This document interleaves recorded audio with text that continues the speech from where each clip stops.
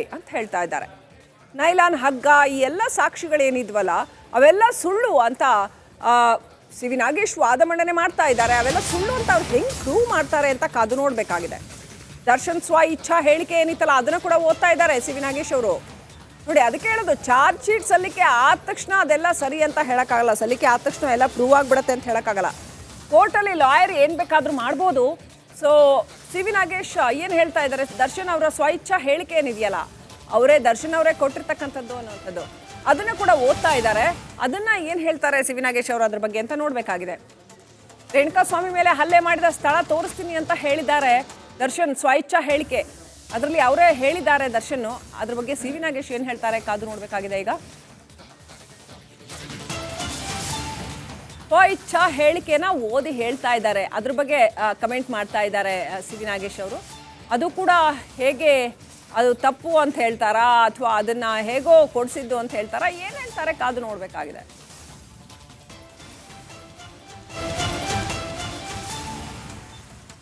ಸಾಕ್ಷ್ಯಗಳು ಏನಿದೆಯಲ್ಲ ಅದೆಲ್ಲ ಸುಳ್ಳು ಅನ್ನೋದು ಮೇನ್ ಅಂಶ. ಚಾರ್ಜ್ ಶೀಟ್ನ ಪಾಯಿಂಟ್ ಬೈ ಪಾಯಿಂಟ್ ತಪ್ಪು ಅಂತ ಪ್ರೂವ್ ಮಾಡ್ತಾ ಹೋಗ್ತಾ ಇದ್ದಾರೆ.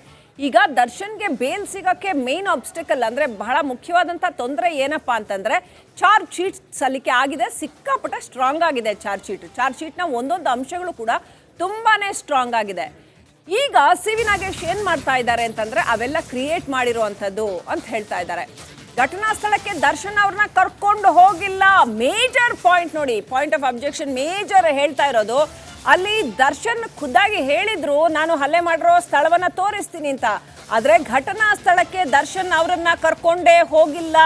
ಚಾರ್ಜ್ ಶೀಟ್ನ ಮತ್ತೊಂದು ಪ್ರಮುಖ ಲೋಪ. ಇದನ್ನ ಎತ್ತಿ ಹಿಡಿತಾ ಇದ್ದಾರೆ ಸಿ ವಿ ನಾಗೇಶ್. ಯಾಕೆ ಕರ್ಕೊಂಡು ಹೋಗಿಲ್ಲ? ಮಹಜರ್ ಮಾಡೋಕೆ ಬೇರೆ ಆರೋಪಿಗಳನ್ನೆಲ್ಲ ಕರ್ಕೊಂಡು ಹೋದ್ರು, ದರ್ಶನ್ ಅವ್ರನ್ನ ಯಾಕೆ ಕರ್ಕೊಂಡು ಹೋಗಿಲ್ಲ? ಘಟನಾ ಸ್ಥಳಕ್ಕೆ ದರ್ಶನ್ ಅವ್ರನ್ನ ಕರ್ಕೊಂಡು ಹೋಗ್ಬೇಕಿತ್ತಲ್ವಾ, ಕರ್ಕೊಂಡು ಹೋಗಿಲ್ಲ ಅನ್ನೋದನ್ನ ಪಾಯಿಂಟ್ ಔಟ್ ಮಾಡ್ತಾ ಇದ್ದಾರೆ. ಸ್ವಇಚ್ಛಾ ಹೇಳಿಕೆಯಲ್ಲಿರ್ತಕ್ಕಂಥ ಲೋಪಗಳನ್ನ ಕೂಡ ಪಾಯಿಂಟ್ ಔಟ್ ಮಾಡ್ತಾ ಇದ್ದಾರೆ. ಚಾರ್ಜ್ ಶೀಟ್ನ ಲೋಪಗಳನ್ನ ಒಂದೊಂದೇ ಪಾಯಿಂಟ್ ಔಟ್ ಮಾಡ್ತಾ ಇದ್ದಾರೆ. ಪಟ್ಟಣಗೆರೆ ಶೆಡ್ನಲ್ಲಿ ಬೆಳಕಿನ ಸಹಾಯದಿಂದ ಪಂಚನಾಮೆ ನಡೆದಿತ್ತು ಅನ್ನೋಂಥದ್ದನ್ನು ಕೂಡ ಹೇಳ್ತಾ ಇದ್ದಾರೆ. ವಿದ್ಯುತ್ ಬೆಳಕಿನ ಸಹಾಯದಿಂದ ಪಂಚನಾಮೆ ಮಾಡಲಾಗಿದೆ ಅಂತ, ಅಂದ್ರೆ ಸರಿಯಾಗಿಲ್ಲ ಅನ್ನೋದನ್ನ ಹೇಳ್ತಾ ಇದ್ದಾರೆ ಅವರು. ದರ್ಶನ್ ವಿರುದ್ಧ ಸೃಷ್ಟಿಯಾಗಿರ್ತಕ್ಕಂಥದ್ದು ನಕಲಿ ದಾಖಲೆಗಳು, ನಕಲಿ ಸಾಕ್ಷಿಗಳನ್ನ ಸೃಷ್ಟಿ ಮಾಡಲಾಗಿದೆ. ಯಾವತ್ತಿಂದ? ಅರೆಸ್ಟ್ ಆದ ದಿನದಿಂದಲೇ ನಕಲಿ ಸಾಕ್ಷ್ಯಗಳನ್ನ ಸೃಷ್ಟಿ ಮಾಡ್ಕೊಂಡು ಬಂದಿದ್ದಾರೆ ಸಿ ವಿ ನಾಗೇಶ್. ವಾದ ಮಂಡನೆ.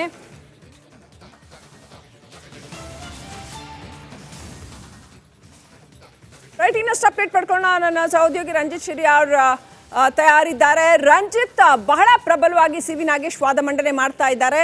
ಅಲ್ಲಿ ಪಟ್ಟಣಗೆರೆ ಶೆಡ್ನಲ್ಲಿ ಏನೆಲ್ಲ ಸಾಕ್ಷ್ಯ ಸಂಗ್ರಹ ಆಯಿತು ಅದು ಒಂದು, ಅವೆಲ್ಲ ಸುಳ್ಳು ಅಂತ ಹೇಳ್ತಾ ಇದ್ದಾರೆ. ಪಾಯಿಂಟ್ ನಂಬರ್ 2, ದರ್ಶನ್ ಸ್ವ ಇಚ್ಛಾ ಹೇಳಿಕೆನಲ್ಲಿ ದರ್ಶನ್ ಅವ್ರನ್ನ ಆ ಘಟನಾ ಸ್ಥಳಕ್ಕೆ ನಾನೇ ತೋರಿಸ್ತೀನಿ ಅಂತ ದರ್ಶನ್ ಹೇಳಿದ್ರು ಕೂಡ ಅವ್ರನ್ನ ಕರ್ಕೊಂಡೇ ಹೋಗಿಲ್ಲ ಅಂತ ಅಬ್ಜೆಕ್ಷನ್ ಅನ್ನ ರೈಸ್ ಮಾಡಿದ್ದಾರೆ. ಅದರ ಬಗ್ಗೆ ಕೇಳ್ತಾ ಇದ್ದಾರೆ ಸಿ ವಿ ನಾಗೇಶ್ ಅವರು. ಸೊ ಇದು ಒಟ್ಟಿನಲ್ಲಿ ಚಾರ್ಜ್ ಶೀಟ್ನಲ್ಲಿರೋ ಲೋಪದೋಷಗಳು ಅಂತ ಒಂದೊಂದೇ ಪ್ರೂವ್ ಮಾಡ್ತಾ ಹೋಗ್ತಾ ಇದ್ದಾರೆ. ಸೊ ಇದು ಹೇಗೆ ಹೋಗುತ್ತೆ ಮುಂದೆ ಅಂತ ಅನ್ಸುತ್ತೆ ರಂಜಿತ್?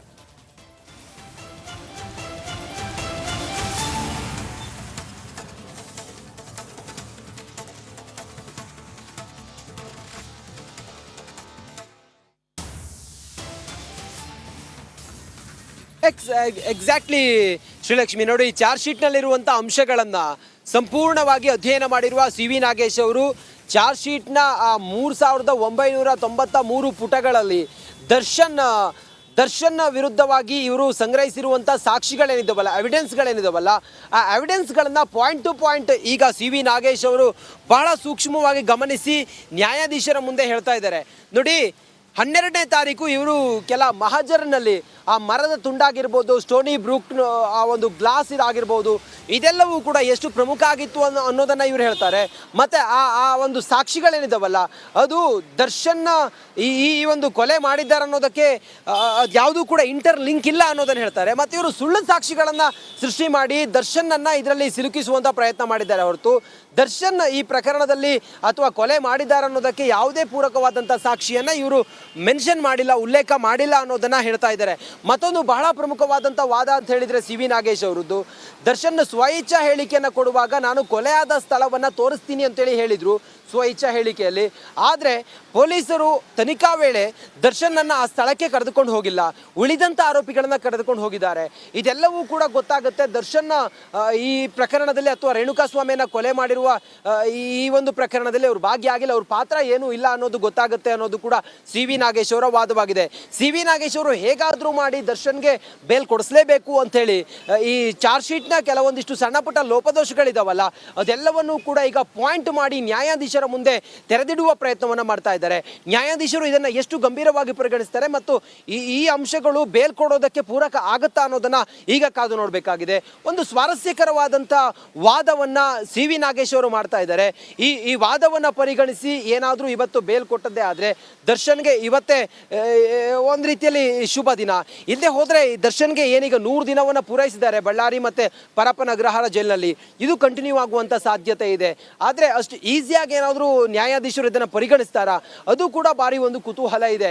ಇನ್ನು SP ಪ್ರಸನ್ನ ಕುಮಾರ್ ಅವರು ಕೂಡ ಸಿ ವಿ ನಾಗೇಶ್ ಅವರ ಒಂದೊಂದು ಪಾಯಿಂಟ್ ಇದೆಯಲ್ಲ ಅದಕ್ಕೆ ಹೇಗೆ ಅದನ್ನು ಕ್ವಾಶ್ ಮಾಡಬೇಕು ಅಥವಾ ಅದನ್ನು ಹೇಗೆ ಪ್ರತಿವಾದ ಮಾಡಬೇಕು ಅದೆಲ್ಲವೂ ಕೂಡ ಒಂದು ಸ್ವಾರಸ್ಯಕರವಾಗಿ ನಡೀತಾ ಇದೆ. ಸದ್ಯಕ್ಕೆ ಈಗ ಸಿ ವಿ ನಾಗೇಶ್ ಅವರು ಇದೆಲ್ಲ ವಿಚಾರಗಳನ್ನು ನ್ಯಾಯಾಧೀಶರಿಗೆ ಮನವರಿಕೆ ಮಾಡುವ ಪ್ರಯತ್ನವನ್ನು ಮಾಡಿಕೊಡ್ತಾ ಇದ್ದಾರೆ. ಶ್ರೀಲಕ್ಷ್ಮಿ ರೈಟ್, ದಯವಿಟ್ಟಾಗಿ ಸಂಪರ್ಕದಲ್ಲಿರಿ ರಂಜಿತ್. ಮತ್ತೊಂದು ಕಡೆ ರಂಜಿತ್, ನಾವು ನೋಡೋದಾದ್ರೆ ಸಿ ವಿ ನಾಗೇಶ್ ಅವರು ಇಡೀ ಚಾರ್ಜ್ ಶೀಟ್ನ ಏನೆಲ್ಲ ಅದರಲ್ಲಿ ಆರೋಪಗಳಿದ್ದಾವೆ, ಆ ಸಾಕ್ಷ್ಯ ಸಂಗ್ರಹ ಇದೆ, ಅವ್ರು ಏನು ಹೇಳ್ತಾ ಇದ್ದಾರೆ ಅಂದರೆ ಅರೆಸ್ಟ್ ಮಾಡಿದ ದಿನದಿಂದಾನೇ ಇವರು ಸಾಕ್ಷ್ಯಗಳನ್ನ ತಯಾರು ಮಾಡಿ ಇಟ್ಕೊಂಡು ಆಮೇಲೆ ತನಿಖೆ ಮಾಡಿದ್ದಾರೆ ಅಂತ, ಅಂದ್ರೆ ಆ ಸಾಕ್ಷ್ಯಗಳಿಗೆ ಅನುಗುಣವಾಗಿ ತನಿಖೆ ಮಾಡಿದ್ದಾರೆ ಅನ್ನೋ ಅರ್ಥದಲ್ಲಿ ವಾದ ಮಾಡ್ತಾ ಇದ್ದಾರೆ. ಸೊ ಹಾಗಾಗಿ ಉದ್ದೇಶಪೂರ್ವಕವಾಗಿ ನಕಲಿ ಸಾಕ್ಷ್ಯಗಳು ಮತ್ತೆ ತಪ್ಪು ಸಾಕ್ಷ್ಯ ಸಂಗ್ರಹ ಮಾಡಿರ್ತಕ್ಕಂಥದ್ದಾಗಿದೆ ಅಂತ. ಒಟ್ನಲ್ಲಿ ದರ್ಶನ್ ನಿರಪರಾಧಿ ಅಂತ ಪ್ರೂವ್ ಮಾಡಕ್ಕೆ ಏನ್ ಬೇಕೋ ಅದನ್ನ ಮಾಡ್ತಾ ಇದ್ದಾರೆ. ರೈಟ್, ಬ್ರೇಕಿಂಗ್ ಅಪ್ಡೇಟ್ ಬರ್ತಾ ಇದೆ ಈ ವಿಚಾರದಲ್ಲಿ.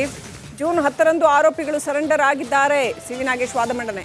ಅವತ್ತೇ ಆರೋಪಿಗಳನ್ನ ಕರೆದೊಯ್ದಿದ್ರ ಜಾಗ ತೋರಿಸ್ತಿದ್ರಲ್ವಾ, ಅವತ್ತು ಯಾಕೆ ಕರ್ಕೊಂಡು ಹೋಗ್ಲಿಲ್ಲ? 12ನೇ ತಾರೀಕು ಹೇಳಿಕೆ ದಾಖಲಿಸಿದ್ದಾರೆ. ಅವತ್ತು 10ನೇ ತಾರೀಕು ಅರೆಸ್ಟ್ ಆದ್ರೆ 10ನೇ ತಾರೀಕು ಕರ್ಕೊಂಡು ಹೋಗ್ಬೇಕಾಗಿತ್ತು. ಜೂನ್ 10ನೇ ತಾರೀಕು 12ನೇ ತಾರೀಕು ಯಾಕೆ ಕರ್ಕೊಂಡು ಹೋಗ್ತಾರೆ ಅಂದ್ರೆ ಅಲ್ಲೆಲ್ಲ ಬೇಕಾದಂಗೆ ರೆಡಿ ಮಾಡಿಕೊಂಡು ಸ್ಥಳದಲ್ಲಿ ಆಮೇಲೆ ಕರ್ಕೊಂಡು ಹೋಗಿದ್ದಾರೆ ಅನ್ನೋ ಅರ್ಥದಲ್ಲಿ ಸಿ ವಿ ನಾಗೇಶ್ ವಾದ ಮಂಡನೆ ಮಾಡ್ತಾ ಇದ್ದಾರೆ.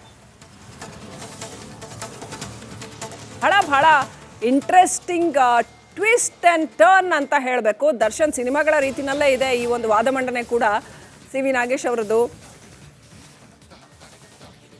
12ನೇ ತಾರೀಕು ಆರೋಪಿಗಳ ಹೇಳಿಕೆಗಳನ್ನ ದಾಖಲಿಸಿದ್ದಾರೆ, ಅಲ್ಲಿ ಕರ್ಕೊಂಡೋಗಿ 10ನೇ ತಾರೀಕು ಆರೋಪಿಗಳನ್ನ ಅರೆಸ್ಟ್ ಮಾಡಿದ್ದಾರೆ.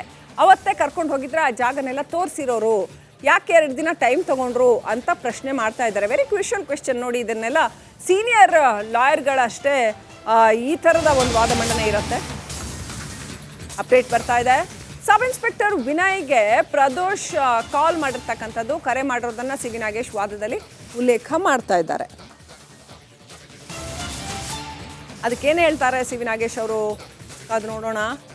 ಕರೆ ಮಾಡಿರೋದನ್ನಂತೂ ಉಲ್ಲೇಖ ಮಾಡ್ತಾ ಇದ್ದಾರೆ. ವಿನಯ್ಗೆ ಕಾಲ್ ಮಾಡಿರೋದು, ಸಬ್ ಇನ್ಸ್ಪೆಕ್ಟರ್ ವಿನಯ್ಗೆ ಪ್ರದೋಷ್ ಕಾಲ್ ಮಾಡಿರೋದು, ಅದನ್ನು ಯಾವ ಥರ ಇಂಟರ್ಪ್ರಿಟ್ ಮಾಡ್ತಾರೆ ಸಿ ವಿ ನಾಗೇಶ್ ನೋಡಬೇಕಾಗಿದೆ. ಅದಕ್ಕೇನು ಹೇಳ್ತಾರೆ ಅವರು ಅಂತ, ಅವ್ರ ಪಾಯಿಂಟ್ಸ್ ಏನಿರುತ್ತೆ ಅಂತ ನೋಡಬೇಕಾಗಿದೆ. ಪ್ರದೋಷ್ ವಿನಯ್ ನಡುವೆ ಮಾತುಕತೆ ನಡೆದಿರ್ತಕ್ಕಂಥ ಸಾಕ್ಷ್ಯ ಸಂಗ್ರಹ ಆಗಿದೆ. ಆ ಸಾಕ್ಷ್ಯಗಳನ್ನು ಮೊಬೈಲ್ ಡಾಟಾವನ್ನು ಪೊಲೀಸರು ಕಲೆಕ್ಟ್ ಮಾಡಿದ್ದಾರೆ. ಅದ್ರ ಬಗ್ಗೆ ಏನಾದರೂ ಹೇಳ್ತಾರಾ ಸಿ ವಿ ನಾಗೇಶ್ ಅವರು? ಏನು ಹೇಳ್ತಾರೆ ಕಾದು ನೋಡಬೇಕಾಗಿದೆ.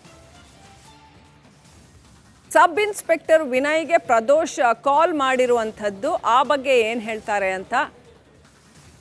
ಚಾರ್ಜ್ ಶೀಟ್ನಲ್ಲಿರೋ ಒಂದೊಂದೇ ಅಂಶಗಳನ್ನು ಎತ್ಕೊಂಡು ಲೂಪ್ ಹೋಲ್ಸ್ನ ಹೇಳ್ತಾ ಇದ್ದಾರೆ. ಜೂನ್ 8ರಂದು ಕೊಲೆ ಆಗಿರುವಂಥ ಮಾಹಿತಿ ಆಲ್ರೆಡಿ ಪೊಲೀಸರಿಗೆ ಇತ್ತು. PSI ವಿನಯ್ ನೀಡಿರೋ ಮಾಹಿತಿ ಪ್ರಕಾರ ಜೂನ್ 8ನೇ ತಾರೀಕು ಕೊಲೆ ಆಗಿರೋ ಮಾಹಿತಿ ಪೊಲೀಸರಿಗೆ ಇತ್ತು ಅಂತ. ಆದರೂ ಯಾಕೆ ಡಿಲೇ ಮಾಡಿದ್ರು ಅನ್ನೋ ಪ್ರಶ್ನೆನೇ ಎತ್ತುತ್ತಾರೆ ಅನ್ಸುತ್ತೆ ಬಹುಶಃ.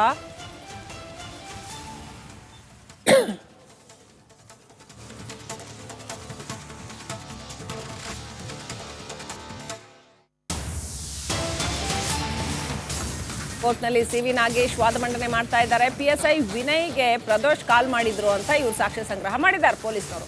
ಅದಕ್ಕೆ ಸಿ ವಿ ನಾಗೇಶ್ ಏನು ಹೇಳ್ತಾ ಇದ್ದಾರೆ, ಹೌದು ಕಾಲ್ ಮಾಡಿರೋದು ಹೌದು ಅಂದರೆ ಅದರಲ್ಲಿ ಏನು ಹೇಳ್ತಾರೆ, ಜೂನ್ 8ನೇ ತಾರೀಕೆ ಕೊಲೆ ನಡೆದಿದೆ ಅಂತ